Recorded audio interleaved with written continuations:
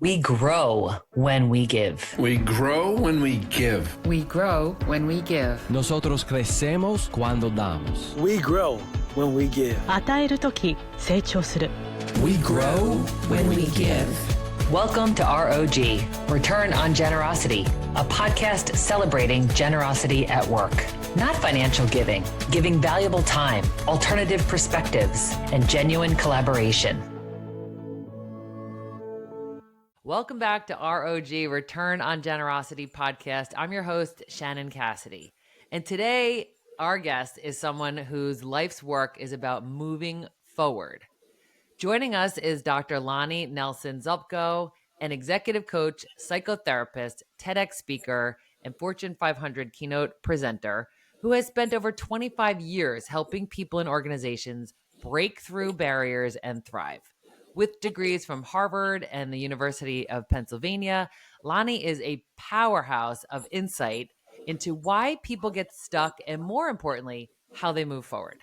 Her data-driven strategies are grounded in real-world challenges and designed to unlock motivation, resilience, collaboration, and accountability across individuals, teams, and companies. So whether you're navigating personal change or leading through organizational transformation, today's conversation with Lani will equip you with tools to inspire progress and generously take action. What I appreciate most about you, Lani, and I could spend the whole hour just talking about this, is that you're so freaking lovable. You're kind, you're funny, you're a great listener. I just adore you. Welcome to R.O.G. Thank you, Shannon. I'm adoring this time already with you. I really do appreciate it. We always have great conversations, and I'm just so glad that we can record this one and share it with other people. Yes. So why don't we start with a little bit of your background? Where do you come from? Sure. Well, I am the daughter of a military person. My father served in the Army. And so I grew up moving, as people did at the time and probably still do, often. And I grew up on military bases. And so what strikes me about that now, at the time, it was very normal to move every 6 months or every year and live in a military base and go to schools where everybody else was moving every year too. Mm-hmm. What strikes me now is that there are people that grow up with the same people in their lives for decades. And so when I think about relationships, I always assumed relationships required me to take agency and go get them. They didn't happen to me.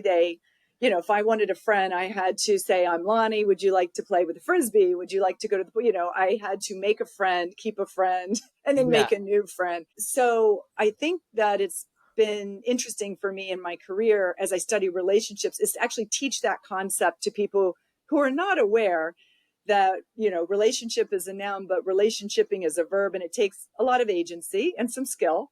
And it's good to have a set of tools in the toolbox to make it work. Absolutely. And so you moved around a lot. Do you have siblings? Yes. I have a sibling who lives in Texas, and I have the amazing fortune of having married into a family where my husband's one of four. And that family is just an enormous family. And so I have a smaller family, and I married a large family. And because I look almost Italian, they assume I'm Italian, and I just tucked right in. I learned how to make meatballs, and it's been good ever Now since. you're good. Yeah. And you have three amazing children. Thank you. And you juggle the, professional life, personal life so well. And I know that you relate to those who are struggling with the realities of all of those, things that you're interested in doing and some of the challenges associated with that. 100%. So I'm looking forward to getting, some of that thought leadership out into our listeners' ears so they can practice some of it. So why don't we start with, you talked about relationshiping as a verb. Tell me more about that. Yes. So I find that whether it's at work or at home, people get a boss, for example. They're assigned a boss. And then they attach a certain set of expectations. That person is supposed to mentor me, be good to me, promote me, champion me, or I have a dad, and that person is then supposed to protect me, be good to me. And so people have a sense that a relationship comes with some entitlements. And if that were the case, I wouldn't have a career that was necessary. The truth is, there is an interplay between you and that person in that role. And if you want to get something out of it, number one, you have to know what you want to get out of it. You have to have a sense of agency of what you want to get out of it. And what you can't just luck into this thing. You have to have a sense of who you are and what you want to get out of it. And then you need an ability, as we all do, to really study that other person and understand what's realistic and what's not. And so this combination of what do I want, what's realistic, and how can I get some of my needs met? We're never going to get all of our needs met, but we're not going to get none of our needs met, right? How do we navigate that space without losing our mind? And I guess one tip right off the bat, you'll hear me say is it's easy to blame the other person. They're not doing blank. And to be fair, that could be accurate. People come and call me and say, this person is not doing blank. And I'll say, that is terrible. And I agree. That said, the way you're going to navigate this is by identifying what you need and what you want and what you're willing to do and what's realistic, right? So when we're in a situation and we're suffering, chances are somebody else's name is attached to our sentence. That person doesn't respect me. That person mistreats me. And then we have no control, so we have no power. So we're just waiting. We're stuck on the universe waiting for someone to care, someone to try. And that is a very desperate place. What I recommend is converting to that sense of agency. I blank. What am I willing to do? What am I not willing to do? What can I do? What can I do differently? I do want to differentiate. I would never say to anybody that no matter what anybody does to you, they have no accountability. So that's sort of the bucket I'm talking about when I say relationshiping is a verb. It's learning the skills, the strategies, the words, the mood management. If we're coming in hot, anything we're about to say or do is going to go worse. So it's a variety of those strategies. That is critical because relationships are the cornerstone of life, right? Work, home, ourselves, relationships with ourselves. Yes. So you talked about a couple of things already around accountability. I'm hearing you talk around boundaries, about how you clarify what's okay and not okay. And what do I want, right? I don't know that we are always crystal clear about what we want. We know if something's not working or something we don't like or it doesn't feel right. But like I think you're saying is get clear about what's the alternative, what you want. Okay. When people are suffering, they're aware of the suffering. They know what they're complaining about. They come with their complaints and they're very clear what they don't like. So when I ask them, what do you want more of? What do you want less of? This is interesting because it shifts their mind. We're like, well, I want that person to not be that way, right? So a good example, this is a common one, especially in the workplace, but also at home. That person is disrespecting me. I hear that a lot. They're being disrespectful. And so if we stay focused on them being disrespectful, there's a lot of reasons why somebody could be disrespectful, but it doesn't empower me to know what I can do differently. What I might want to say to myself is what I want is to find a way. What do I want more of? I want to find a way that when I interact with this person, it feels better. I feel understood. I understand what's upsetting them. And we have a cooperative, collaborative conversation. That's what I want. So when people say, I don't want to be disrespected, I'm like, well, what you want is collaboration. What some people want is total respect, which I have to just call out. I have to call out if what they mean by that is just do exactly what I say all the time. You're not actually in a relationship, just for the record.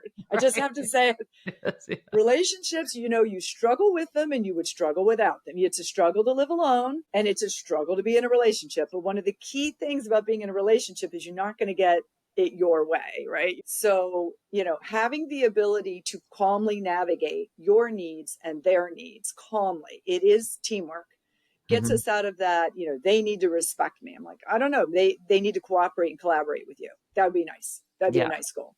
Yeah. So if they have that as a goal, like yes, you're right. This is what I want, collaboration. How might they help create that reality?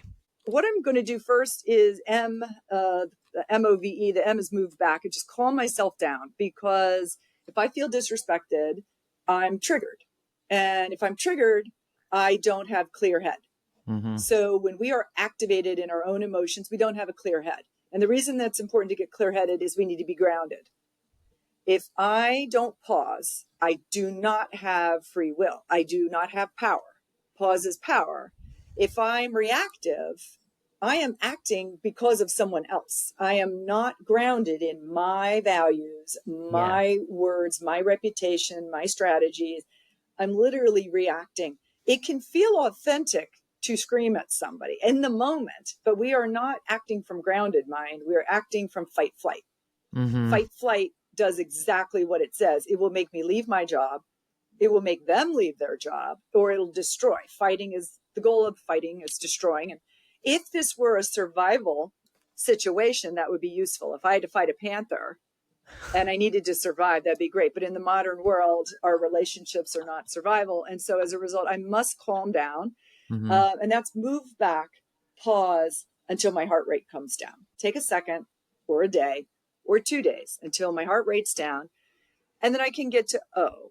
And this is where your true power comes. O is when you can observe, like a curious puzzle, not like fight, flight. They're offending me. I can't stand them, but a curious puzzle. And the puzzle has pieces. And if I can't step back and see it, you notice how I'm lightening up, right? Step back until it's just a puzzle. I tell my clients, and look, some of them are losing hundreds of thousands of dollars, in their board meetings, et cetera, or millions of dollars. And I'm like, solve the curious puzzle. And I understand how maddening that comment is. However, when we have the energy to view it as a curious puzzle, we begin to see solutions. And if I have more than one solution, at that moment, my brain is getting smarter and smarter and smarter. I am more capable of viewing that other person as a person, not a panther. It's a person, not a panther. These are problems, it's not Solvable catastrophic. problems. Yep, Yes. solvable problems. And when my brain can then go into the prefrontal cortex, I can be calm, effective, and extremely strategic. And now I have the most power actually in the room. So let's say my goal is I want collaboration. I want this person to hear my ideas. I want this person to be a good listener. Now I've identified the curious puzzle. I want them to listen to my ideas. I want them to hear what I have to say. Now I go to V, which is visualize. And at this point, I've become Jane Goodall because I'm not only mindful of myself, but now I have to look at the other monkeys in the room and I have to understand how they behave. So if I'm in a relationship, it's not just how I behave. I have to know what makes them tick. So now I'm Jane Goodall and I'm like, well, when are they in good listening mode? When are they collaborating? When are they the most likely to hear? So, for example, maybe after they've had their morning coffee, or maybe I put it in an email, or maybe I praise first and say, hey, I really like the way you did that. Would you be willing to take a look at this? Do an invitation. Thank someone. People are like, why do you have to thank people so much? I said, I'm not saying you need to thank people. I'm saying solve the curious puzzle, find out what the monkey needs. Some monkeys don't need any praise. Some need a lot of Cheerios. Yeah. If you want something, be strategic to figure out how to get the monkey to listen to you. But in the V for visualize, I'm really visualizing when are they listening? What kinds of words are people using? What kinds of strategies? Maybe I don't need to overwhelm them with a narrative. Maybe I need to say it calmly. Maybe I need to be a little more courageous or firm. Maybe I need to be a little more friendly. But my ability to be multilingual and understanding the receptivity of other people has only helped me get more of what I need and want out of the collaborations that I find meaningful. So the other thing is I need to be evolved. The E is evolve, meaning I need to evolve so that I am getting the most of what I want for myself aligned with my values. When people get triggered in relationships, they don't act according to their values. They act according to anger or fear or resentment. And if I act according to resentment, I'm really not focusing on my values. My values, I mean, again, you guys do you, but mine have to do with like calm day, get stuff done, not a lot of drama, then get home and do some fun stuff. That's kind of my value. Lean, effective, cooperative. Those are my values. And if those are my values, then I'm going to use techniques in line with my values. And so my tone is going to be drama free and calm. My tone and my body language is not going to be, why don't you listen to me? It's going to be, hey, let's grab a second when you have a minute. I'd love to show you some things. I'd love your input on it. Mm-hmm. I'd be willing to use the kinds of words. Now, if you want a good relationship, just like if you wanted to be good, if you were in a play, you do need to rehearse. If you've had a bad dynamic at work or at home and you don't rehearse new lines, you will be back in that same argument or standoff. It will repeat because you have not practiced a different way. Mm-hmm. And people say, well, isn't that artificial? And what I'm saying, it's strategic for a different outcome and it's valuable, but it does require new words or you'll be in the same place. It requires a new strategy. So I always think it's like, take two.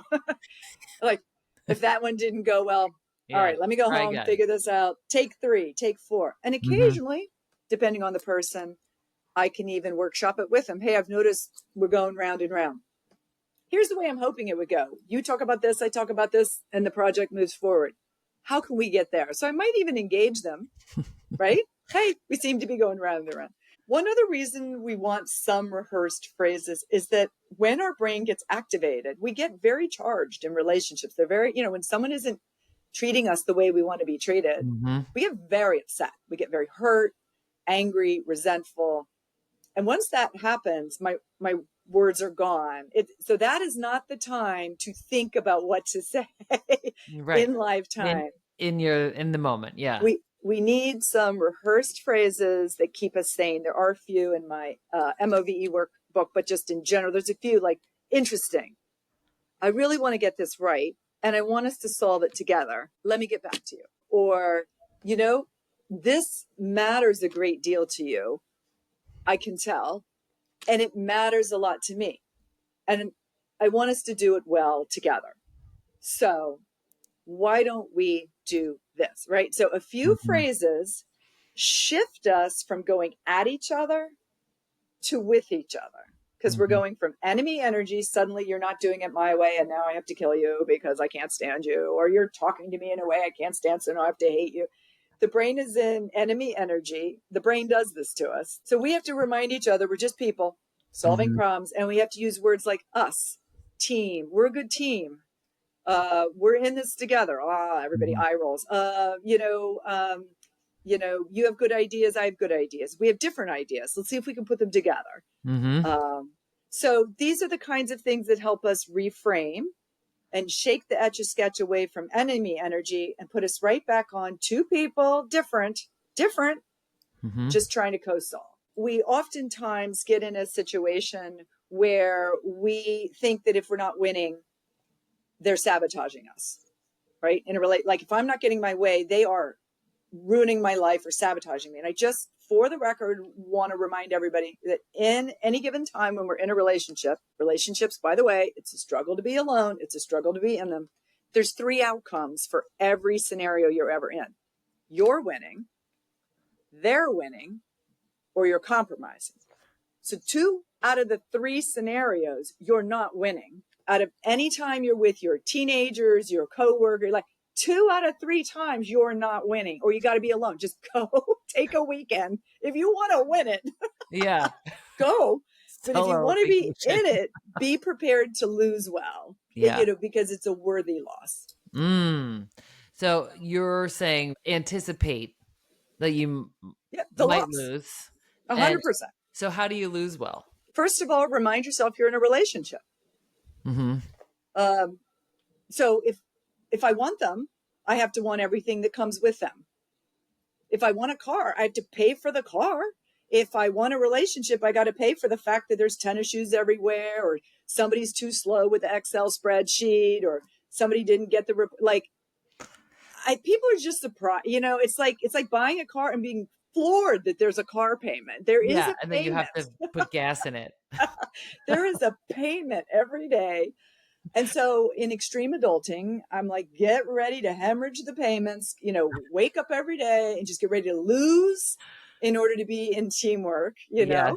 I think it just sets your mind up to be less shocked by the reality that you're not going to win Mm-hmm. everything that you're doing. The world is not conspired against you. We just live on planet Earth where we're all different. And so, Right. We're all different, and that makes it challenging and yeah, exciting, but yes, sometimes challenging. Yeah. I've heard some people say, like on R.O.G, they have said, I have to decide whether I want to be right or I want to have the relationship. Like, do you it's believe like well put. that's, I do. I think that when we dig in on being right and we start to battle proving our rightness or righteousness, mm-hmm. we're basically saying I'm right and you're wrong. And if you step back and think about that, in a relationship, do we want to lord over each other, or do we just want to have differences of opinions? And Mm-hmm. it just feels good sometimes to be so right. It just feels good to get a win, but we've got Yeah. to step back every once in a while and be prepared to lose if we're going to stay in a relationship. Mm-hmm. Now, let's just talk about then what is good losing. Yeah. What is good suffering? If I am doing good suffering as an athlete, so there's no way to be an athlete and not suffer, I would think, right? I was one back in the day. It's worthy suffering if you're putting a lot of struggle in it. And in general, there's a value being preserved, like fitness or being part of a team that, Mm-hmm. gets to compete. Yeah. There's some kind of value in the struggle. If I'm struggling and there's no value, like, for example, let's say I'm doing some sport, but I've, dislocated every member of my body and I can't even compete, then you have to kind of step back and reassess if there's any value to the struggle. Yeah. And a lot of times there will be times in our struggles in relationships, at work and at home, where it feels like we're just losing, struggling, and it's not worth it. That's where we have to step back and say, what was the value that I had in being on this team? Mm-hmm. What is the value I had in being part of a family or part of a relationship? And some of the value is going to be the lessons we learn about ourselves. Mm. Can I be flexible? Can I learn to speak a few different languages? Meaning speak a little slower, speak a little faster. Do I see value in becoming more flexible so that I can fit in and connect and belong to something Mm-hmm. that isn't easy? Yeah. Now, if every day you're constantly being berated and dismissed and denigrated, we do have to step back, because a healthy relationship requires positivity. So I just have to say it. I shouldn't have to say it. I shouldn't have to say it, Shannon. But to get on the pyramid of any kind of high quality relationship, the base is positivity. Mm. It's so easy to fall in love in a relationship. First 90 days, everybody in the office is on their best behavior. Oh, I Mm-hmm. love this place. Oh, I love the coworkers. I love what we do here. Oh, it's this. After about 90 days, it goes downhill fast at work and at home, and people become negative and they become critical. Healthy relationships require strong doses of positivity, which means that we see the value in each other. Mm-hmm. We see it, we lead with that. Now, toxic positivity is we require it without even addressing the challenges. In a healthy relationship, we're positive and addressing the challenges, Mm-hmm. right? And we're doing it consistently. That's the parts of the triangle. We are consistently positive and consistently able to address challenges with positivity and basic regard. Excellent. What else is in the pyramid? Well, those are the main of this. There's so many pyramids in Yeah. relationships, right, Shannon? Oh my gosh, we can think of, right, the Yeah. Lencioni's. This one, those were the three. Is Okay. in a great intimate relationship, positivity is the base, consistency and vulnerability. Vulnerability meaning my ability to say something isn't going well and I want to talk to you about it. Mm-hmm. Let's talk Yeah. about how we do that. How do I bring up an issue? Okay. Right? Great. How do I say something's not going well? Mm-hmm. The don't is complain. I don't like this. I can't stand it when you blank. This is terrible. So complain, people already just their ears go, oh, Yeah. If it worked, I would say do it. So no complaining. What we might want to say, instead, what we want to say to address something is, I'm getting the feeling this, or I'm sensing this. I prefer this. Mm-hmm. Can you help me with that? Or I'm sensing this. I prefer this. Or what I wish were happening were this. It's struggling. Mm-hmm. It's stuck. I would love this. I'm sure you would too. Or do you share that with me? And notice how we're solving a puzzle. So a few things you're hearing in my voice. I'm not leading with you. You never give me flowers. Mhm.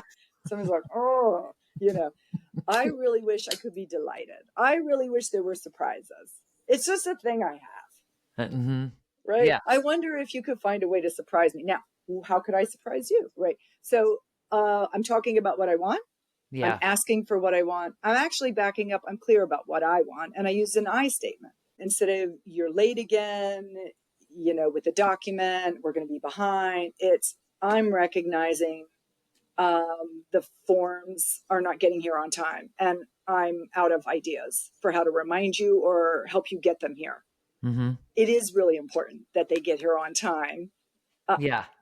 What's in the How can way? we do that? Yeah. What's in the way? How do we navigate that? Mhm. Is there anything I can do? What is in your way? And what if they go, well, I'll tell you what's in the way. You didn't get that, like, whoops, now there's discovery. Maybe I was part of it. Maybe I'm not part of it, but my willingness to address it Mhm. with respect and like it's a puzzle instead of they're the eternal source of all, a Yeah. character assassination. Right. So looking at that as a curious puzzle again, like how are we Yes. going to solve for this? How are we going to solve for this? And you'll notice I use a lot of we. If I'm in a relationship, we're both affected. Mhm. And Yeah. so a lot of people are like hot potato. They're the problem. You go yell at them. Do you ever do that? Mhm. If you're a Yeah. manager and they complain and they go Right. yell at them. Well, oftentimes I recommend managers redirect and go co-solve that together. You guys are affecting each other. Mhm. Go solve it. And I don't mean enable, but I do mean offer to co-solve because it does affect. That way you're also expressing the effect of it not going well Mhm. on you.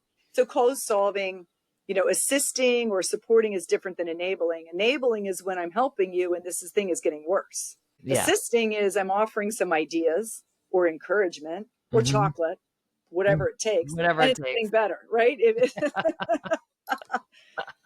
What you need in your go-to and in your go bag.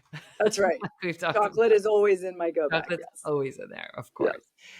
Yeah, there's so much in what you just said, and I'm thinking about people who are hearing you are going to have the courage to have that initiative to have that conversation, and then the person that they're speaking to shuts it down. Yep. And so, yes, it's take one, and for That's some take people, one. that's all Mm-hmm. there is. Like I tried, they rejected it, and now Yeah. I'm back to ignoring you Yeah.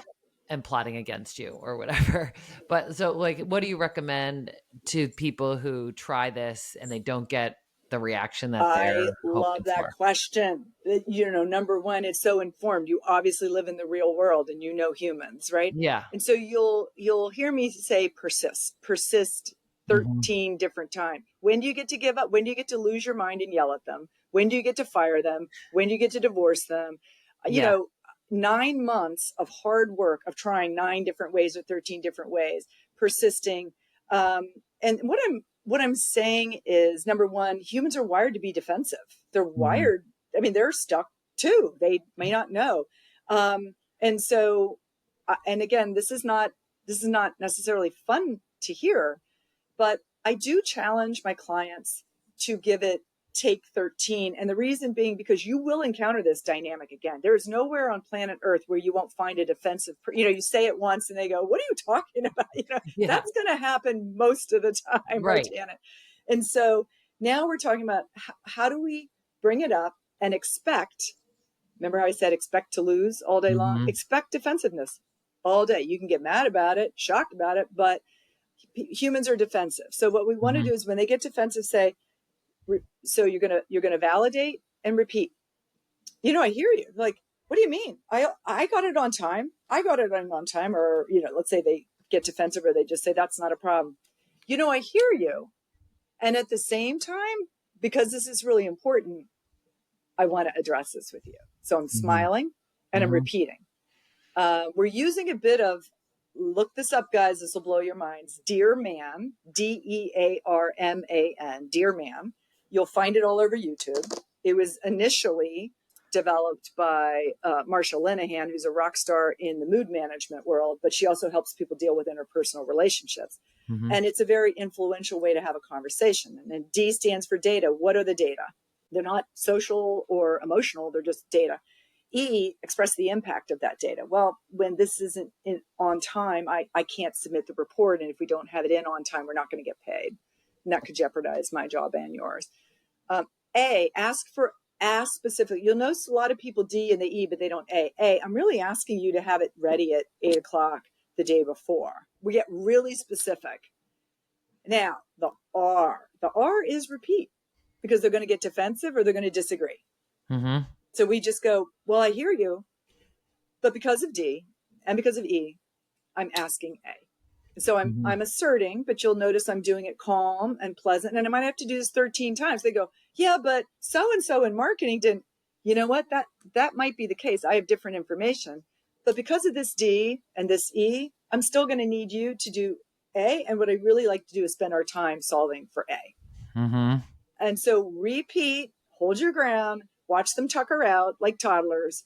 If you just hold your ground calmly, in none of these cases do I lose my crap and throttle them. You'll notice there's no homicides. There, I still retain my calm and my reputation. Yep. And meanwhile, they're just tuckering out because I'm just repeating. If it's truly the facts and these are truly the impacts, and I haven't asked, what I might do is say, we're kind of going round and round. I'm going to ask you to think about it. Some people need time to think.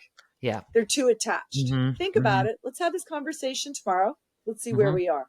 The MAN part is just about the how. Be mindful. That's the about our affect. You want your affect, your mood, to be calm and collaborative. And at the end stands for any negotiation, meaning before you get into this, are you going to back down or not? Like, are you going to be willing to take it at 5 o'clock, or did you really mean? You really want to know that before you go into an influential conversation. Yeah. So there's no negotiating there. No. Yeah. Yeah. Is that what the N stands for? N is negotiate. It means before I go into a conversation. So I could be at home resenting somebody all day long, but if I'm resenting, I probably need a dear man. I'm going to go do a dear man. That's about accountability. I'm going to go ahead and ask for what I need. I'm going to identify what I need. I got my D, I got my E, my data, my expressed impact. I know what I'm asking for, and I'm ready to repeat and hold my ground. The N before I get started is, first of all, how much does this matter that I'm even going to bring this up? Because if I'm in a cave, I shouldn't have even started. If I really don't care, don't do it. It's too much. If it really matters, this is where we get to the cost. It's a pain being with this coworker, but it'd be a pain not having them. I really have to think about, in the real world, do I have any negotiation power? I'll buy you lunch. I'll treat you to dinner, or, we're going to have to put you on a PIP. What are the consequences? And do I really mean it? When we really start to think about the consequences, we really have to think about, am I just sassing in my head because I'm annoyed because someone's not doing it my way? Or is this truly something that rises to the level of having a discovery conversation where I'd like to be heard? I'd love to be a teammate that works with a teammate where we try to compromise and go forward. Absolutely. And I think you were just giving an example of a duration of time, but when you said 9 months, did you mean give this 9 months? It's a really good question. The reason I say 9 months, there's some hallmarks in humanity and in some industries and some places in the world and our lives, things move faster, but we need about 3 months to learn a new habit, a new way of me being me. If I'm in a dynamic I don't like, I am participate. Something I'm doing, whether we like it or not. I'm not saying we mean to, but we are contributing. We didn't know the skills to get out of that dynamic. Does that make sense? So Right, I need 3 months to untwist that and learn new skills to try to disrupt that. I need to look at what I've been doing to contribute to that. Maybe I need boundaries that protect my interests. Maybe I need words to calmly educate someone about something. So it's about 3 months. And then we're in the work through phase. Now we have a new relationship. Yeah. We're like in a new thing now. And I don't know. It's, they're going to be a little different. I'm a little different. Some of my clients, when they stop arguing with their teammates at work, it takes a while to figure out what they are doing instead. Yeah. Right. Well, I have all this time now. Yeah. And then, and then it's another 3 months to get back into collaboration. So if we've gone from resentment and resistance to neutrality, where we're just not hurting each other, we need time to go into positivity. What is positivity? It's just, I see your worth and you see mine. We mutually are able to acknowledge each other's worth. And Yeah. we've been able to acknowledge where we've disrupted or misbehaved, right? So good apologies are part of relationships, deep acknowledgments. Should we get into that? Yes, we should. Because so now we're like really clarifying the do's and the don'ts, right? Yeah. So helping us to know some of the do's would be great. Yeah. So if we are in a bad place in a dynamic, if you're in a relationship where it's not going well, it's time for either a dear man or really stepping back and thinking about what you want. We don't want you to stay stuck. Don't just stay stuck blaming them. That's giving your power away. And there's so many skills you could be learning instead. And by the way, even if these skills don't help that relationship, they will help you in relationships. Mm-hmm. So one technique will be go ahead and have the conversation. Like, seems like things are going round and round. How do we co-solve? The other one might be the dear man. Another one is an apology. Now, why would we ever do an apology? First of all, own your part. I probably haven't been very clear, or I have to recognize I've been super busy. I've had a lot on my plate, and I think I've been ignoring an issue that's been stressing me out, and I'm probably coming in with a lot of heat, and I need to own that. So watch how I'm acknowledging me. Your part. Yeah. And also, if I've been a jerk, I got to lead with that. If in relationships, we're going to be jerks sometimes. Immediately own it, because they will own their stuff and we can hold each other accountable. So a good apology has 4 steps, right? The first one is saying sorry, ownership. Mm-hmm. I have to own. I need to acknowledge. I need to recognize. I'm really sorry for I did this thing. The second part of a good apology, you could call this repair. Like, this is your Band-Aid. This is your repair for relationships. The first part's owning the I'm really sorry. The second part is the impact. This left it festering, or I've been staying really hot over this thing and I've probably been snipey, or I didn't get this to you in a way that was helpful to you, or I'm so sorry, I must not be clear because it's not done and I have let this fester and I haven't sought clarity with you. So so I'm owning the impact of my part. Yep. Step 3 is dangerous. 3 is illegal without a 1 and a 2 and a 4. So 3 is, what are the contributing factors that got us here?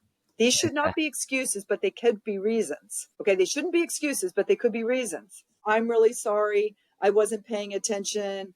My mom was in the hospital, blah, blah, blah. It's not an excuse. It's a reason that I wasn't my best, right? So if I'm doing a good repair, I'd say, you know what, I am really sorry. I was really short or rude. And you know what, I'm really sorry about that. That must have rubbed you the wrong way. It started your day off. You know what, mom was in the hospital. It's not an excuse at all, but I have to admit a lot is weighing on me. So that's a 3. A 3, some people only 3 things in life, right? They walk around, well, my mom's in the hospital, right? It's an excuse. Right. Yeah. But we didn't do the first 2. They did the first 2, illegal move. 4 is, what am I going to do differently? We're going to be in the same mess if I don't change. So I'm going to slow down. I'm going to call you as soon as I see there's a problem, and I'm going to ask for help solving it. So I don't walk around stewing and having a lot of heat coming your way. So I promise going forward, if there's no 4, we're going to go back to 1, 2, and 3. Yep. Sorry means nothing. You'll hear people, sorry. What does sorry mean? Not enough. If we don't have a 4 is, again, back to that curious puzzle. Right. What's going to help us get out of this next time? Because next time's coming. So we do this to own our part. And then what if our counterpart says, well, finally you realize that you've done all these things and basically all the blame is on you. How do you co-create we did this together? Yeah. You'll see in a lot of, I'm sure you've seen in a lot of the executive leadership series, if leaders themselves, let's say you're a coworker, but you're leading the way, or let's say you are the CEO, leaders and coworkers that can do this a lot begin to create a culture where other people eventually do. So this is why I might do it 13 times and all of a sudden, and then, right? But as a mom, see it modeled. I was thinking more as in a personal relationship. In a personal relationship, and I do coach a lot of parents, and I say to them, be willing.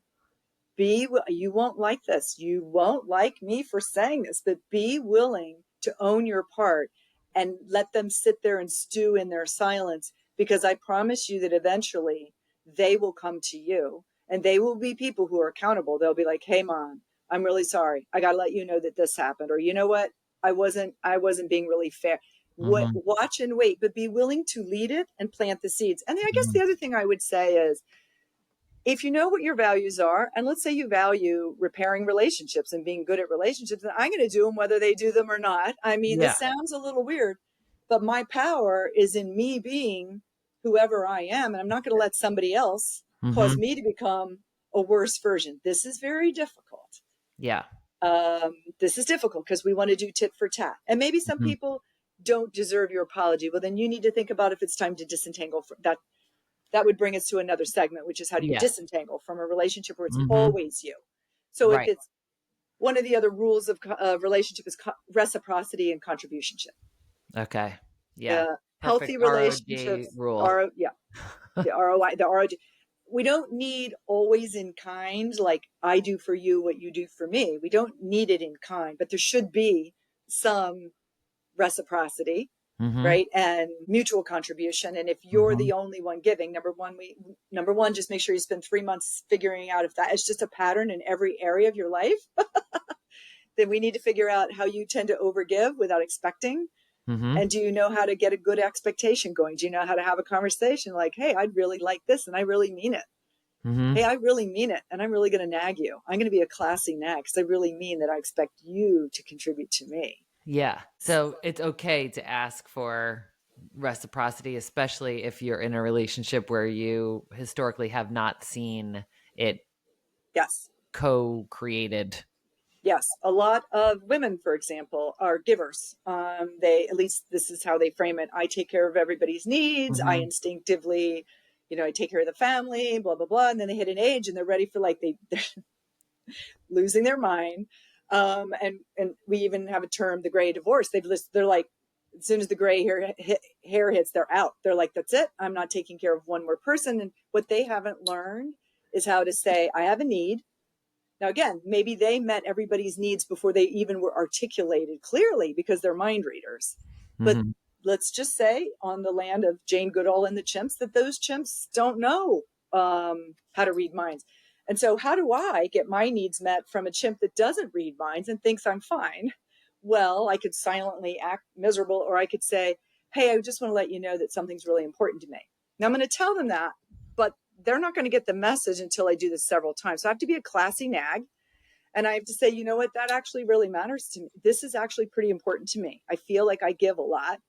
Oh yeah, well I do X. I get it. You do, I do. I tell you what, just these things are actually important and I mean it. And I'd like to follow up with you. It means a lot to me. And so I hope it means a lot to you.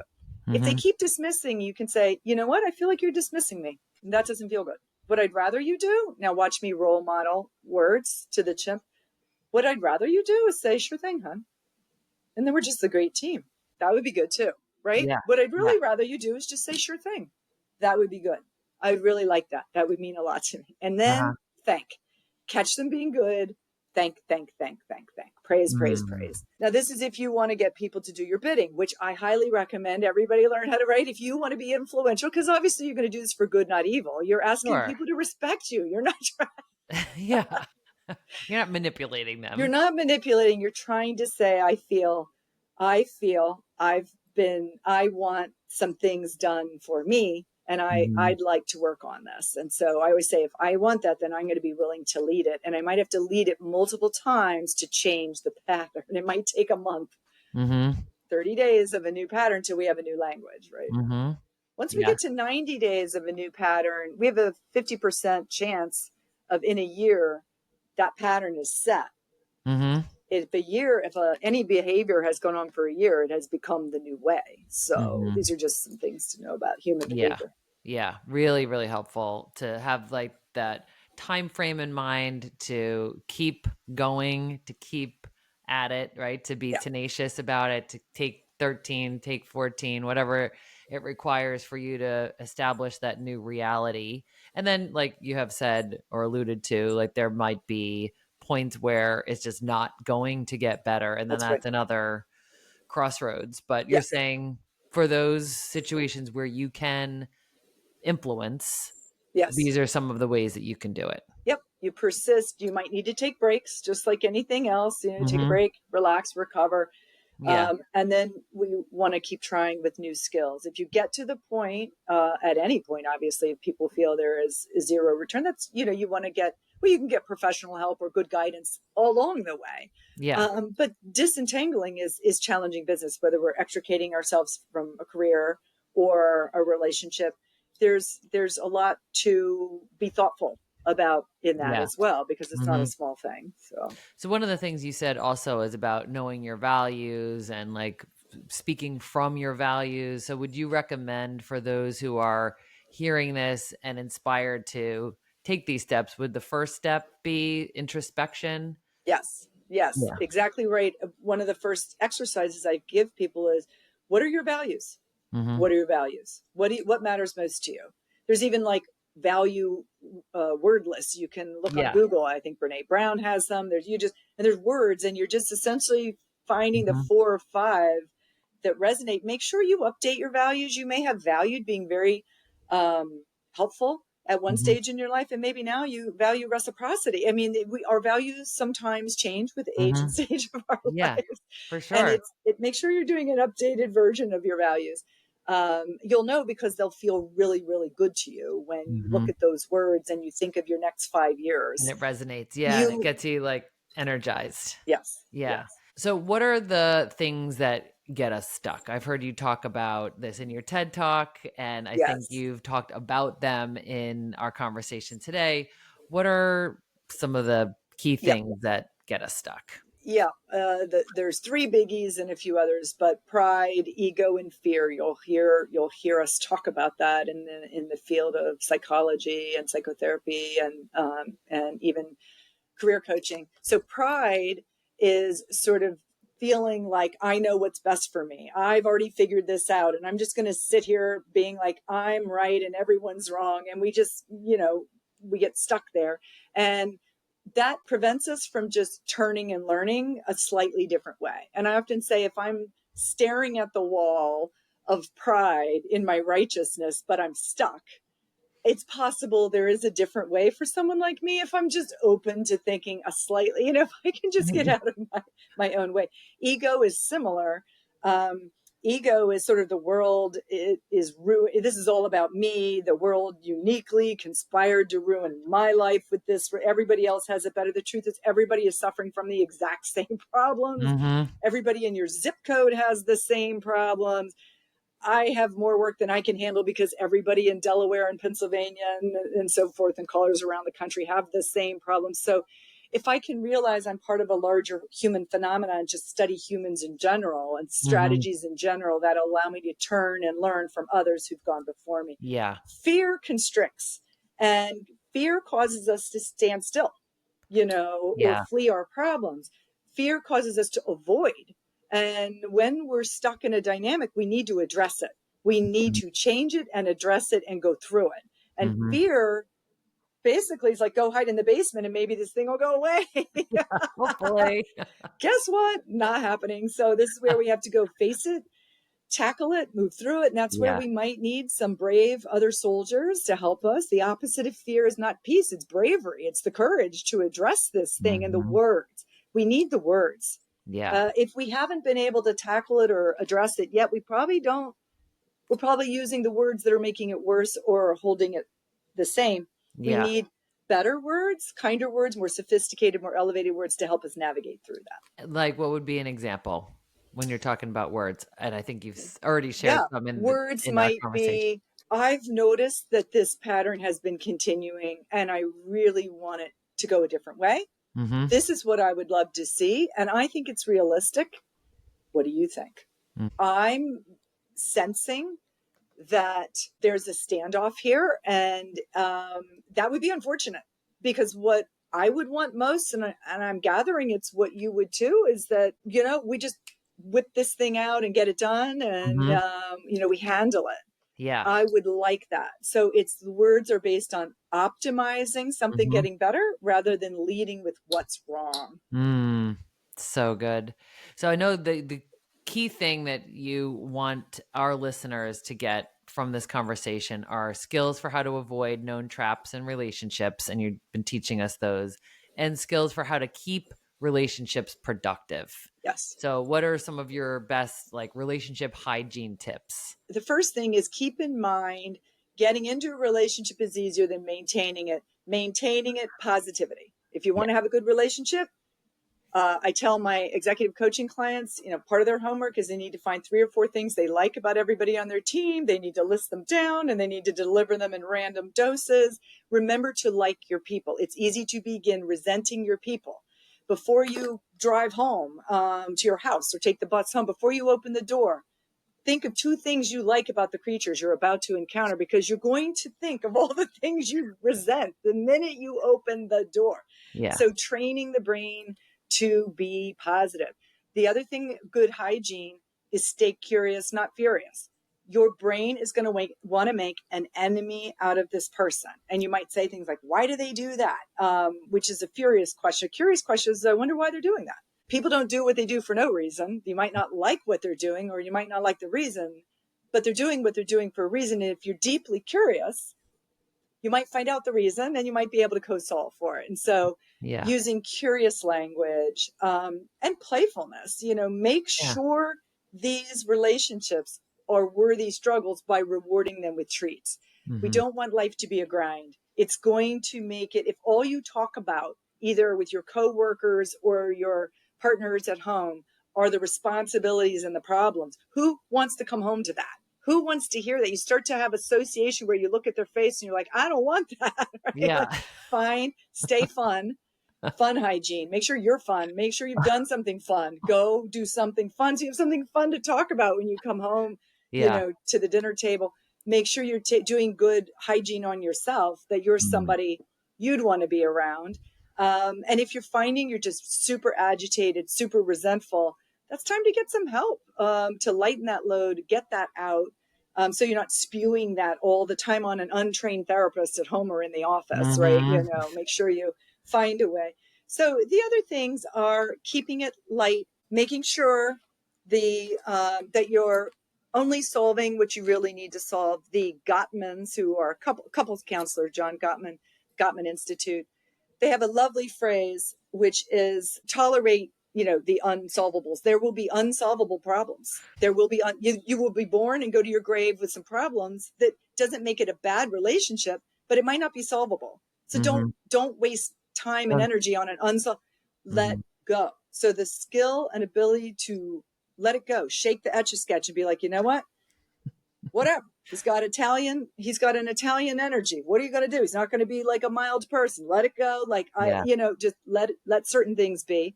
Know what you're allowed to let go of, because if you're always trying to change and solve, that's just not fun. Then we're not enjoying, celebrating, and adoring. So the other part then is making sure you're adoring. And that's the gratitude, the generosity, the appreciation. Every relationship we're in has a beautiful aspect to it.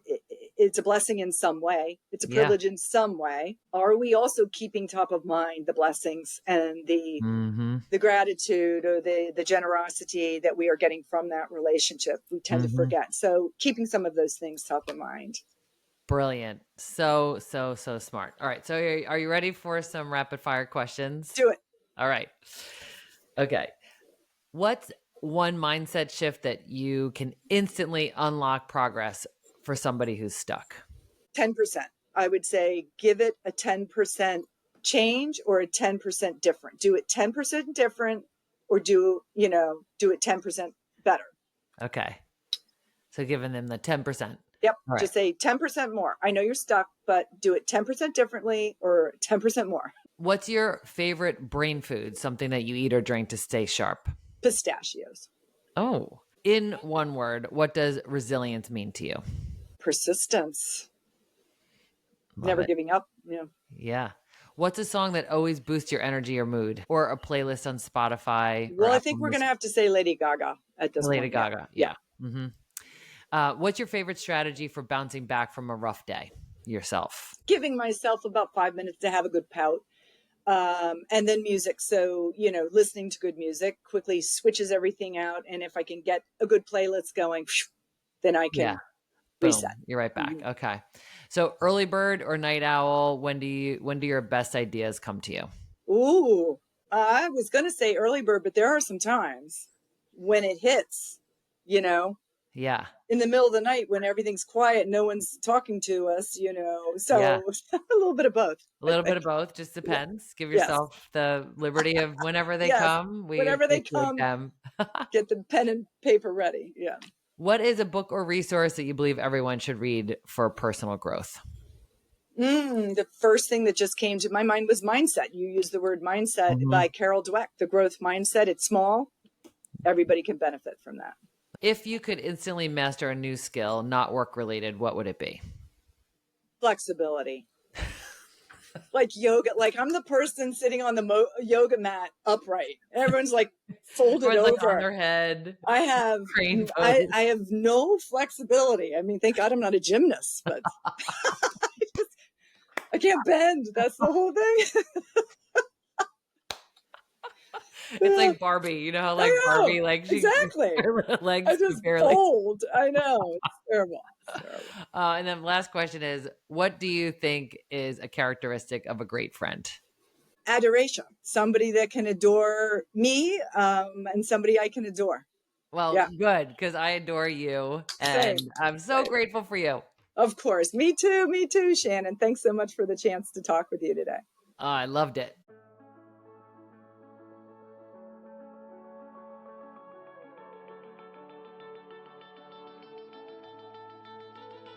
Thanks for listening to R.O.G. Return on Generosity podcast. Please help us grow by subscribing and reviewing us on your favorite podcast player. And for more information, visit bridgebetween.com. We grow when we give. 우리는 나누면서 성숙합니다. We grow when we give. On rayonne quand on donne. We grow when we give.